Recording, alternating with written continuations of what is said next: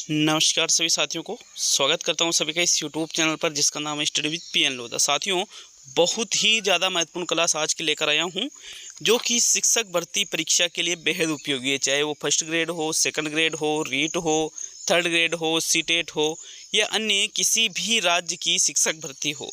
यहाँ पर 9 महत्वपूर्ण टॉपिक को क्लियर करने वाला हूँ मात्र 25 मिनट के वीडियो में। 9 महत्वपूर्ण टॉपिक जैसे नीलपत्र ब्लूप्रिंट हर बार प्रश्न बनता है, सीसी से 100% प्रश्न बनता है, मापन मूल्यांकन से 100% प्रश्न बनता है, उपलब्धि परीक्षण है, उद्देश्य है, पाठ योजना के उपगम है, निदानात्मक व उपचारात्मक शिक्षण है, प्रक्षेपी सामग्री है और शिक्षण की सहायक सामग्री है।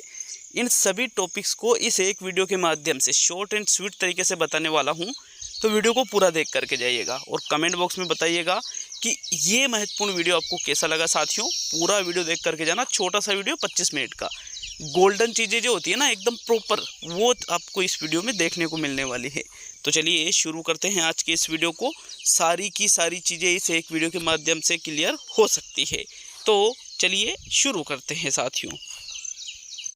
देखिएगा, शिक्षण विधियों से संबंधित जो मैंने आपको टॉपिक बताए हैं उसमें हम सबसे पहले बात करने वाले CCE के बारे में। तो साथियों, CCE जिसको हम सतत व व्यापक मूल्यांकन के नाम से जानते हैं, इसके अगर जनक की बात करें तो इसके जनक कहे जाते हैं राष्ट्रीय शिक्षा नीति 1986 को, क्योंकि CCE पर प्रभावी रूप से जो राष्ट्रीय शिक्षा नीति 1986 के द्वारा ही दिया गया था, इसलिए CCE का जनक किसको कहते हैं? राष्ट्रीय शिक्षा नीति 1986 को कहते हैं। साथियों, अगर हम CCE की बात करें तो साथियों, CCE को सबसे पहले कक्षा 9 और कक्षा 10 में जो CBSE का पाठ्यक्रम है, इस पर लागू करने का निर्देश दिया गया था। और इसके लागू करने की अगर हम बात करें तो इसको 2010-11 में, कब साथियों? 2010-11 में कक्षा 10 में, कक्षा 6, 7, 8 इनमें सभी में लागू कर दिया था, कक्षा 9 को छोड़ करके।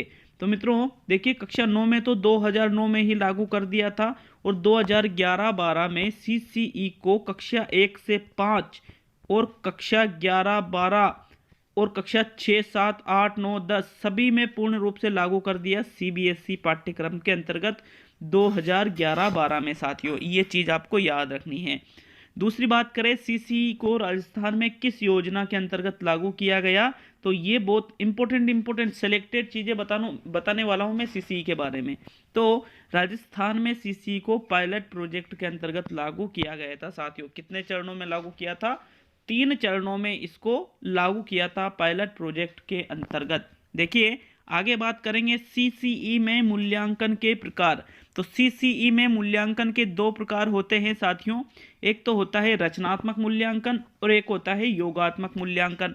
रचनात्मक मूल्यांकन को कहते हैं फॉर्मेटिव असेसमेंट, योगात्मक मूल्यांकन को दोनों में फॉर्मेटिव लिख दिया है, जो कि गलत है साथियों, क्योंकि रचनात्मक को सेमेटिव कहा जाता है। क्या कहा जाता है? सेमेटिव असेसमेंट। और योगात्मक को कहा जाता है फॉर्मेटिव असेसमेंट। अच्छी तरह से याद रखना है, यहाँ थोड़ा दोनों एक जैसा लिख गए, गलती है, यहाँ सेमेटिव असेसमेंट होगा साथियों। देखिए, जो रचनात्मक मूल्यांकन है वो संपूर्ण मूल्यांकन का 40% होता है और जो योगात्मक मूल्यांकन है वो संपूर्ण मूल्यांकन का 60% होता है। साथियों, बिल्कुल अच्छी तरह से याद रखना है। अगर हम बात करें कि रचनात्मक मूल्यांकन होता क्या है, तो छात्रों यहाँ पर देखिए, जो विद्यार्थी होते हैं, विद्यार्थियों में कौशलों का आकलन करने के लिए जो मूल्यांकन करेंगे उसे ही रचनात्मक मूल्यांकन कहते हैं। ये लगातार चलने वाला मूल्यांकन है साथियों। लगातार चलने वाला कौन सा मूल्यांकन होता है? रचनात्मक। जबकि अगर हम बात करें योगात्मक मूल्यांकन की, तो साथियों योगात्मक मूल्यांकन प्रगति का, संपूर्ण जो प्रगति होती है विद्यार्थी की, उसका संकलन ही योगात्मक मूल्यांकन होता है। जिसे बोर्ड परीक्षाओं द्वारा जो प्रश्न पत्र तैयार किए जाते हैं वो योगात्मक मूल्यांकन में आ जाएंगे। कुल मूल्यांकन का कितना होता है? ये 60% होता है साथियों। चलिए आगे हम बात करेंगे मूल्यांकन प्रक्रिया के बारे में। तो साथियों, मूल्यांकन प्रक्रिया क्या होती है? मूल्यांकन प्रक्रिया, तो सबसे पहले मूल्यांकन प्रक्रिया को त्रिआयामी रूपों में वर्गीकृत किया है। किसने किया है? BS ब्लूम ने। किसने किया है साथियों? BS ब्लूम ने ही मूल्यांकन प्रक्रिया को त्रिआयामी रूप में वर्गीकृत किया है। और 3 आयाम कौन कौन से बताए हैं? पहला आयाम बताया है उद्देश्यों का निर्धारण करना, कि सबसे पहले मूल्यांकन प्रक्रिया में उद्देश्यों का निर्धारण किया जाता है। फिर सीखने के अनुभव प्रदान किए जाते हैं और फिर व्यवहारगत परिवर्तनों का मूल्यांकन किया जाता है। तो साथियों ये जो त्रिआयामी प्रक्रिया है ये B.S. ब्लूम के द्वारा सन 1956 में बताई गई थी। कब बताई गई थी? सन 1956 में। देखिए आगे बढ़ेंगे, मापन व मूल्यांकन की विधियों के बारे में बात करने वाले हैं। तो साथियों मापन व जो मूल्यांकन की विधियां होती है उनको दो भागों में बांटा गया है। एक तो होती है आंकिक विधियां और एक होती है गुणात्मक विधियां। आंकिक विधियों में अंक प्रदान किए जाते हैं, जबकि गुणात्मक विधियों में जो छात्र के जो गुण दोष है उसको देखा जाता है। आंकिक विधियां भी 3 प्रकार की होती है साथियों। कितने प्रकार की? 3। एक होती है मौखिक, एक होती है लिखित और एक होती है प्रायोगिक। और ये जो लिखित विधियां हैं आंकिक में, लिखित विधियां भी साथियों 2 प्रकार की होती है। कौन कौन सी? एक तो होती है निबंधात्मक और एक होती है वस्तुनिष्ठ। निबंधात्मक और वस्तुनिष्ठ में देखिए जो निबंधात्मक में उसमें दीर्घ उत्तरात्मक, लघु उत्तरात्मक, अति लघु उत्तरात्मक ये सभी चीजें आ जाएगी। जबकि अगर हम वस्तुनिष्ठ की बात करें तो वस्तुनिष्ठ में साथियों 2 चीजें आती है। एक तो होता है प्रत्यय वाले मतलब रिक्त स्थान वाले प्रश्न, और एक होते हैं प्रत्ययाभिज्ञान वाले प्रश्न मतलब जो ऑब्जेक्टिव क्वेश्चन होते हैं सत्य असत्य हाँ नहीं वाले, ये प्रत्ययाभिज्ञान में आ जाएंगे साथियों। जबकि अगर हम बात करें गुणात्मक विधियों की तो जैसे साक्षात्कार है, जैसे प्रश्नावली है, जैसे विद्यार्थी डायरी है, विद्यालय अभिलेख है, जैसे संचय मापनी है इत्यादि, ये सभी चीजें गुणात्मक प्रविधियों में आ जाएंगी मित्रों। तो ये मापन व मूल्यांकन की विधियों के बारे में हमने जाना है। अब हम बात करेंगे मापन व मूल्यांकन की विशेषताओं के बारे में। तो मित्रों मापन व मूल्यांकन की यहाँ पर कुछ विशेषताएं लिखी है, जिसमें पहली विशेषता लिखी है वेधता। तो क्या होती है वेधता? वेधता का मतलब है कि जो परीक्षण का निर्माण आप कर रहे हो तो उसका एक निश्चित उद्देश्य होता है। यदि उसकी वो पूर्ति करे तो उसको हम वेध परीक्षण के नाम से जानते हैं। किस परीक्षण के नाम से जानते हैं उसको? वेध परीक्षण के नाम से। एक आती है साथियों इसमें विश्वसनीयता। विश्वसनीयता का मतलब होता है कि किसी भी कॉपी की जांच या किसी भी टेस्ट की जांच अगर आप अलग अलग जो अध्यापक है उनसे करवाते हो लेकिन सभी का रिजल्ट एक जैसा ही आए, समान आए, तो मतलब वो परीक्षण क्या है? फिर विश्वसनीय है। फिर बात करेंगे व्यापकता के बारे में। तो साथियों व्यापकता का मतलब क्या होता है कि संपूर्ण पाठ्यक्रम का यदि मूल्यांकन करने में कोई परीक्षण सफल हो रहा है तो उसको हम कहेंगे व्यापकता। क्या कहेंगे उसको? व्यापकता, कि संपूर्ण पाठ्यक्रम उसमें आ गया है। नेक्स्ट इसमें आता है साथियों विभेदकारिता। विभेदकारिता का मतलब होता है कि जो प्रतिभाशाली बालक है, जो सामान्य बालक है और जो मंदबुद्धि बालक है, यदि कोई परीक्षण इनमें अंतर कर पा रहा है तो मतलब वो विभेदकारी परीक्षण है। कैसा परीक्षण है वो? विभेदकारी। जैसे सभी के बराबर नंबर आए एक परीक्षण में सभी के, तो फिर वो विभेदकारी नहीं रहेगा। नेक्स्ट आता है मानकता। मानकता का मतलब होता है कि किसी परीक्षण में जो सरल प्रश्न है, जो सामान्य प्रश्न है, जो कठिन प्रश्न है, इनका 1:3:1 में होना चाहिए। जैसे 100 प्रश्न है तो 20 प्रश्न तो बिल्कुल सरल, 60 प्रश्न सामान्य और 20 प्रश्न कठिन रहने चाहिए। इस प्रकार का गुण अगर किसी मूल्यांकन में है तो उसको हम कहेंगे साथियों मानकता। चलिए नेक्स्ट बात करेंगे वस्तुनिष्ठता। वस्तुनिष्ठता का मतलब होता है कि दिए गए उत्तरों में से यदि किसी प्रश्न का एक से अधिक उत्तर सही है तो फिर उसमें वस्तुनिष्ठता का अभाव होता है, और अगर एकमात्र ही उत्तर उसका सही रहता है तो उसमें वस्तुनिष्ठता पाई जाती है मित्रों। चलिए नेक्स्ट स्पष्टता। स्पष्टता का मतलब होता है किसी परीक्षण की यदि भाषा शैली को छात्र अच्छी तरह से सरलता से समझ जाते हैं, उत्तर देने में वो सफल होते हैं आराम से, तो मतलब वो परीक्षण क्या है? स्पष्ट है। नहीं समझते हैं तो स्पष्टता का अभाव उसमें रहेगा। चलिए नेक्स्ट इसमें है व्यावहारिकता। व्यावहारिकता का मतलब है कि जहां पर छात्र जिस परीक्षण में अपने विचारों के आधार पर उत्तर देने में स्वतंत्र रहते हैं तो वो जो गुण है वो मूल्यांकन का व्यावहारिकता संबंधी गुण होता है साथियों।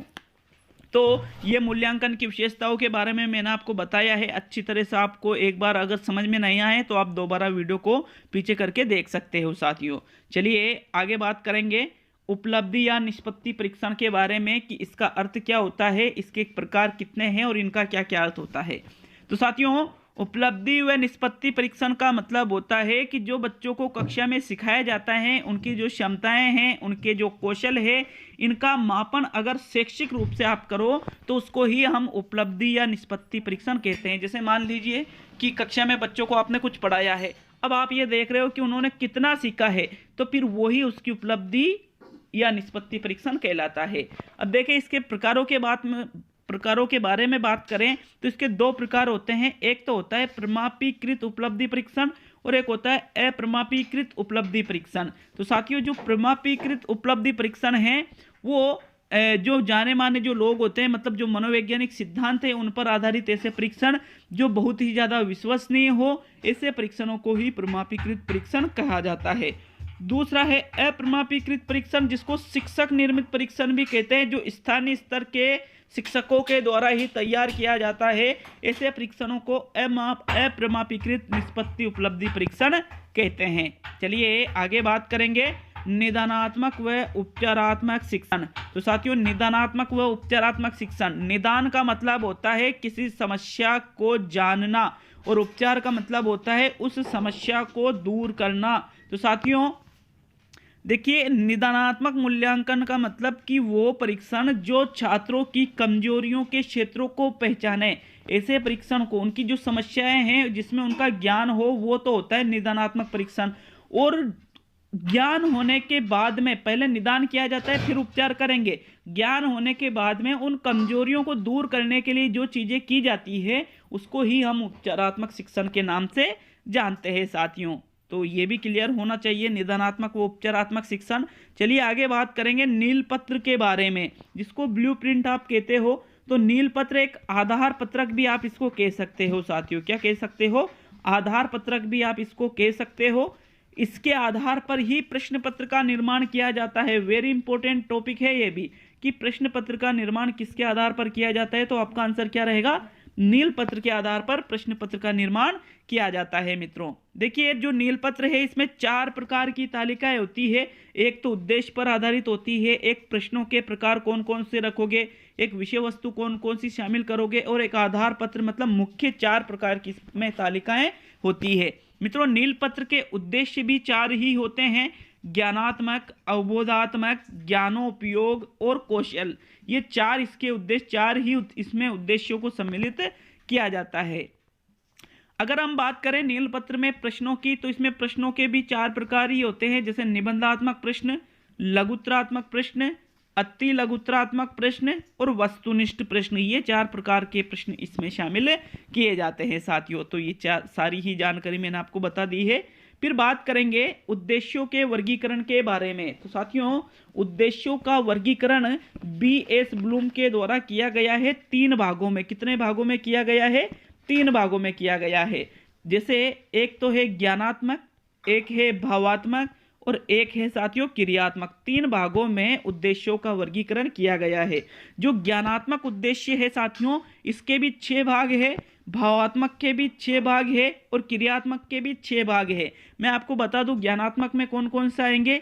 ज्ञानात्मक में साथियों एक तो आएगा ज्ञान, एक आएगा अवबोध, एक आएगा ज्ञानोपयोग, एक आएगा विश्लेषण, एक आएगा संश्लेषण और एक आएगा मूल्यांकन। मतलब ज्ञानात्मक जो उद्देश्य है इसका अंतिम स्तर कौन सा है साथियों? मूल्यांकन है। जो भावात्मक उद्देश्य है इसके भी 6 भाग है, क्रियात्मक के भी 6 भाग है। भावात्मक का अंतिम उद्देश्य होता है चरित्र का निर्माण करना और क्रियात्मक का अंतिम उद्देश्य होता है आदत का निर्माण करना।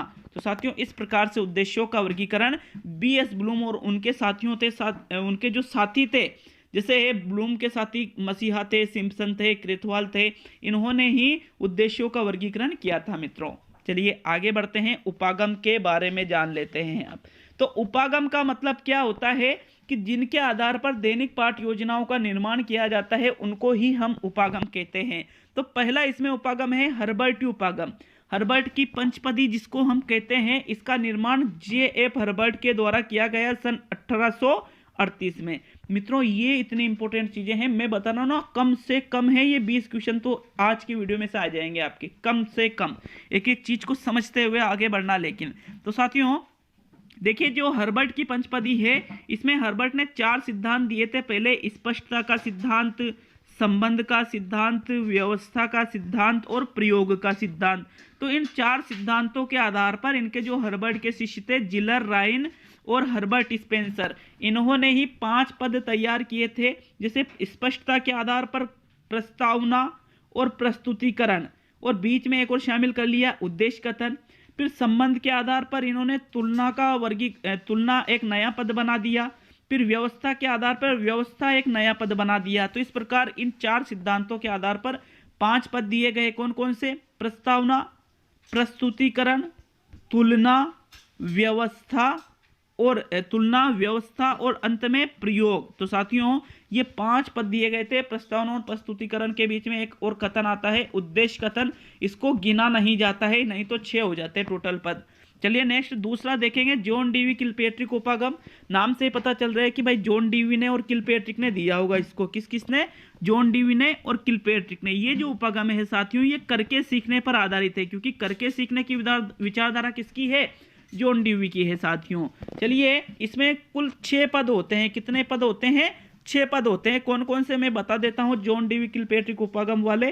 पहला पद होता है परिस्थिति उत्पन्न करना, दूसरा होता है समस्या का चयन करना, तीसरा होता है समस्या की रूपरेखा बनाना, चौथा होता है क्रियान्वयन, पांचवा होता है मूल्यांकन और छठा होता है लेखा जोखा या आलेख प्रतिवेदन। तो साथियों ये इसमें 6 प्रकार के पद होते हैं। तीसरा है चक्रीय उपागम, जिसको हम मोरिसन उपागम भी कहते हैं। चक्रीय उपागम कह दो या मोरिसन उपागम कह दो। इसका जनक है हेनरी क्लेव मोरिसन। कौन है साथियों? हेनरी क्लेव मोरिसन ने इसको दिया था। इसमें कुल 5 पद है। कितने पद है इसमें? 5। कौन कौन से? जैसे खोज है, प्रस्तुतिकरण है, आत्मीकरण है, व्यवस्था है और वर्णन है। बिल्कुल इसी प्रकार से इसी क्रम में आपको याद रखने हैं। तो ये उपागम का टॉपिक भी बहुत ही हद तक मैंने समझाने की कोशिश की है। अब बात करेंगे नियोजन के प्रकारों के बारे में। तो साथियों नियोजन मतलब जो ये शिक्षा में बच्चों को पढ़ाने हैं, तो जैसे दैनिक पाठ योजना, इकाई योजना, मासिक, वार्षिक, ये 4 प्रकार की योजना नियोजन के अंतर्गत बनाई जाती है। मित्रों वार्षिक योजना पूरे वर्ष के लिए, मासिक योजना 1 महीने के लिए, इकाई योजना 7 दिन के लिए मतलब 6 दिन के लिए, दैनिक पाठ योजना 1 दिन के लिए बनाई जाती है। जो रोज डेली बच्चों को पढ़ाते हैं वो दैनिक पाठ योजना में से पढ़ाते हैं। जो इकाई योजना है साथियों, जब बच्चों को शिक्षण कराया जाता है तो सबसे पहले इकाई योजना बनाई जाती है, वार्षिक और मासिक नहीं बनाई जाती है, क्योंकि इकाई के माध्यम से ही दैनिक पाठ योजनाओं का निर्माण किया जाता है। तो ये अगर प्रश्न पूछे कि शिक्षण के समय सबसे पहले कौन सी योजना बनाएंगे, तो आपका आंसर रहेगा इकाई योजना। मित्रों जो दैनिक पाठ योजना है, दैनिक पाठ योजना के माध्यम से ही बच्चों को पढ़ाया जाता है साथियों। चलिए आगे बढ़ते हैं, शिक्षण सहायक सामग्री के बारे में पढ़ेंगे अब। तो मित्रों शिक्षण सहायक सामग्री, वैसे आपने पढ़ रखा होगा इसके बारे में, लेकिन फिर भी शिक्षण सहायक सामग्रियां बहुत इंपॉर्टेंट टॉपिक है, जिसको हम टीचिंग लर्निंग मटेरियल के नाम से भी जानते हैं। इसका सबसे प्रमुख गुण होता है साथियों ज्ञानेंद्रियों को सक्रिय रखना। क्या होता है? ज्ञानेंद्रियों को, कि जो छात्र की ज्ञानेंद्रियां हैं, जैसे आँख है, नाक है, कान है, फिर मस्तिष्क है, फिर त्वचा है, तो ये जो जितने भी ज्ञानेंद्रियां है जिसके माध्यम से बालक ज्ञान ग्रहण करता है मित्रों, जैसे जीभ है, मस्तिष्क नहीं आएगा सॉरी इसमें, तो ज्ञानेंद्रियों को सक्रिय रखकर ही शिक्षण सहायक सामग्रियों का प्रयोग किया जाता है। जो शिक्षण सहायक सामग्री जितनी अधिक ज्ञानेंद्रियों को सक्रिय रहेगी वो उतनी ही अधिक प्रभावशाली मानी जाती है मित्रों। जैसे इसके जनक की अगर हम बात करें तो इसके जनक है फ्रोबेल। सभी को पता होगा कि शिक्षण सहायक सामग्रियां मतलब जो छात्रों को सिखाने में, ऐसी सहायक सामग्रियां जो छात्रों को सिखाने में सहायता प्रदान करें, उनको ही हम शिक्षण सहायक सामग्री कह सकते हैं। मित्रों देखिए एडगर डेल ने भी अनुभव शंकु दिया था 1953-54 में, जिसको हम कोन ऑफ एक्सपीरियंस के नाम से भी जानते हैं। इसके माध्यम से इन्होंने ज्ञानेंद्रियों के आधार पर सहायक सामग्रियों का विश्लेषण किया था साथियों। देखिए जो एडगर डेल का अनुभव शंकु है वो बहुत ही इंपॉर्टेंट है, आपको पता होना चाहिए। इन्होंने भाई अनुभव शंकु इस प्रकार से दिया कि जैसे कोई सहायक सामग्री है सिर्फ दिखती है तो उसका इतना % बच्चा याद रख पाता है, कोई सुनाई देती है तो उसका इतना %, कोई दिखाई भी देती है, सुनाई भी देती है तो उसका इतना % बच्चा याद रखेगा। प्रत्यक्ष अनुभव जो प्राप्त करता है वो सबसे ज़्यादा इंपॉर्टेंट इन्होंने माना है साथियों। चलिए आगे देखेंगे वर्गीकरण सहायक सामग्रियों का। तो ज्ञानेंद्रियों के आधार पर सहायक सामग्रियों का वर्गीकरण 3 भागों में किया गया है। वर्गीकरण की अगर हम बात करें तो 3 भाग में कौन कौन से? दृश्य सामग्री, श्रव्य सामग्री, दृश्य श्रव्य सामग्री।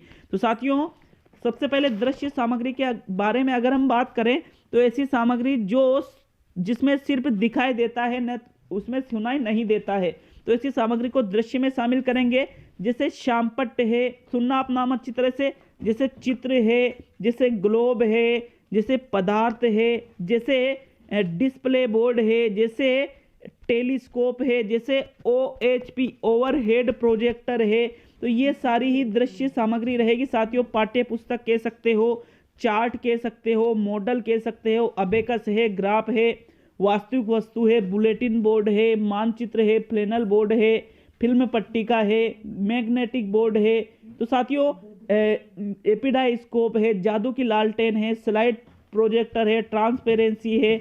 ये सभी चीजें दृश्य सामग्री के अंतर्गत आएगी। फिर बात करेंगे श्रव्य सामग्री के बारे में। तो श्रव्य में जैसे रेडियो है, जैसे टेप रिकॉर्डर है, जैसे ग्रामोफोन है, जैसे लिंगुआ फोन है, जैसे ध्वनि विस्तारक यंत्र है, तुरई है, ये सभी दृश्य में आएगी। फिर बात करेंगे श्रव्य दृश्य श्रव्य के बारे में, तो जिसमें सुनाई भी देता है, दिखाई भी देता है। तो इसमें जैसे कंप्यूटर हो गया, टीवी हो गई, मोबाइल हो गया, चलचित्र हो गया, फिल्म प्रोजेक्टर हो गया, तो ये दृश्य श्रव्य में आ जाती है। चलिए नेक्स्ट देखते हैं प्रक्षेपण के आधार पर सहायक सामग्रियों का वर्गीकरण। तो प्रक्षेपण के आधार पर सहायक सामग्रियों का वर्गीकरण दो भागों में किया गया है, प्रक्षेपी और अप्रक्षेपी। प्रक्षेपी मतलब जिसमें साथियों प्रक्षेपी का सीधा सा मतलब है वह सहायक सामग्री जिसमें किसी छोटी चीज को पर्दे पर या दीवार पर बड़े आकार में किसी सहायक सामग्री के माध्यम से देखा जाता है, तो वो होती है प्रक्षेपी। जैसे साथियों हम कह सकते हैं OHP overhead projector, slide projector, film projector, जादू की लालटेन, चलचित्र है, एपिडाइस्कोप है, LCD प्रोजेक्टर है, फिल्म पट्टिका है, एडुसेट है, ये सभी प्रक्षेपी में आ जाएंगी। और जो अप्रक्षेपी है जैसे चार्ट है, मॉडल है, चित्र है, मानचित्र है, ग्राफ है, ग्लोब है, अबेकस है, श्यामपट्ट है, पाठ्य पुस्तक है, ये सभी अप्रक्षेपी में आ जाएगी। अब बात करेंगे, देखिए NCERT ने भी सहायक सामग्रियों को 6 भागों में बांटा है। कितने भागों में? 6 भागों में। तो आपको नाम बता दूं मैं, एक है चित्रात्मक सामग्री, एक है त्रिआयामी सामग्री, एक है क्रियात्मक सामग्री, एक है प्रदर्शित सामग्री, एक है प्रक्षेपी सामग्री, एक है दृश्य श्रव्य सामग्री। ये 6 भाग NCERT के द्वारा बताए गए हैं। तो अगर आपको ये पता नहीं है कि चित्रात्मक सामग्री किसे कहते हैं, तो साथियों जिसमें चित्र बने होते हैं जैसे चार्ट, चित्र, मानचित्र, ग्राफ, समाचार पत्र, ऐसी सामग्री को तो चित्रात्मक कहते हैं। त्रिआयामी सामग्री किसे कहते हैं मित्रों? त्रिआयामी जिसमें मतलब ऊंचाई, लंबाई, चौड़ाई हो उसको त्रिआयामी कहते हैं। जैसे पदार्थ है, जैसे वास्तविक वस्तु है, जैसे मॉडल है, तो इनको कहते हैं त्रिआयामी सामग्री जिसकी लंबाई, चौड़ाई और ऊंचाई हो, जिसको छू सको, देख सको, और साथियों जिसकी लंबाई भी हो, चौड़ाई भी हो और ऊंचाई भी हो, ऐसी सहायक सामग्री को हम त्रिआयामी कहते हैं। इसमें है क्रियात्मक सामग्री। क्रियात्मक में जिसमें क्रिया की जाती है, जैसे भ्रमण में क्रिया की जाती है, नाटक में क्रिया की जाती है, प्रयोगशाला में क्रिया की जाती है, जैसे कठपुतली में क्रिया की जाती है, रंगमंच में क्रिया की जाती है, तो इसको क्रियात्मक में रखेंगे। एक है इसमें साथियों प्रदर्शित सामग्री। प्रदर्शित सामग्री में किसको रखेंगे? जिस पर सामग्री का प्रदर्शन किया जाता है, जैसे फ्लैनल बोर्ड है, जैसे बुलेटिन बोर्ड है, जैसे श्यामपट्टे है, जैसे मैग्नेटिक बोर्ड है। देखिए जो चित्रात्मक में और जो प्रदर्शित दोनों में अंतर है। चित्रात्मक में चित्र बने होते हैं, प्रदर्शित में उस सामग्री पर प्रदर्शन किया जाता है साथियों। फिर है इसमें प्रक्षेपी सामग्री, मैंने आपको बता ही दिया था। और एक है दृश्य श्रव्य सामग्री जिसमें दिखाई भी देता है, सुनाई भी देता है, लेकिन क्रिया अपन खुद नहीं करेंगे। जैसे वीडियो है, टीवी है, चलचित्र है, वाइस्कोप है, DVD है, ये है प्रक्षेपी। तो साथियों ये सहायक सामग्रियों का वर्गीकरण है। तो हमें कमेंट करके बताएं कि ये वीडियो आपके लिए कितना कारगर सिद्ध हुआ। साथियों आप सोच सकते हो कि कितना इंपॉर्टेंट ये वीडियो है। तो साथियों बहुत बहुत धन्यवाद वीडियो को पूरा देखने के लिए।